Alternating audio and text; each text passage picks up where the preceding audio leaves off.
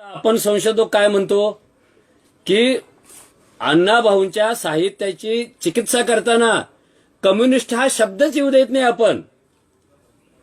अण्णाभाऊंना जे विशेषण आहे कॉम्रेड ते पण वापरत नाही. आपल्याला भीती वाटते काँग्रेसवाले काय म्हणतील अण्णाभाऊंना कॉम्रेड म्हटलं तर.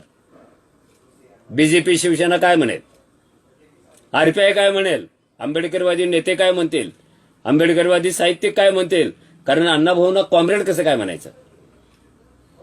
त्यामुळे मुळात आपण इतक्या ऐतिहासिक तात्विक असे ब्लंडर करून बसतो की कॉम्रेड म्हणायला आपण का घाबरतो.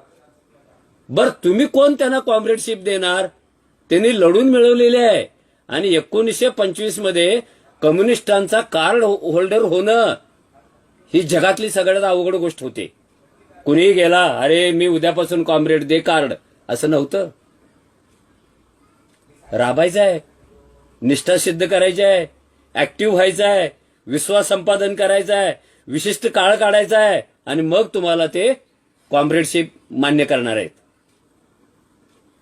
अण्णाभाऊ हे लढून वाचून अभ्यास करून चिंतन करून मोर्चे काढून संघटन करून कलापथक चालून कॉम्रेड झालेले आहेत. हे आधार कार्डासारखं कुणी त्यांना खिशात आणून दिलेलं नाही. एक दिवस तो कॉम्रेड शब्द वापरायला आपल्या पोटात गोळाच येतो, बीपीच वाढतो आपला. कारण आपण कम्युनिस्टांना शत्रू समजतो, त्यांना हीन समजतो. मी तिथेपर्यंत मान्य करायला तयार आहे, पण आपण कम्युनिस्ट ही एक यंत्रणा आहे, ही एक एजन्सी आहे आणि मार्क्स हा त्याचा विचाराचा गाभा आहे. मार्क्सबद्दल तुमचं का भांडण आहे बरं.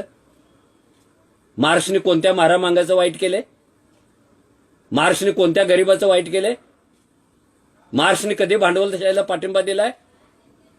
अरे जेव्हा तुमच्या मागे कोण नसतं तेव्हा मार्क्सच असतो ना.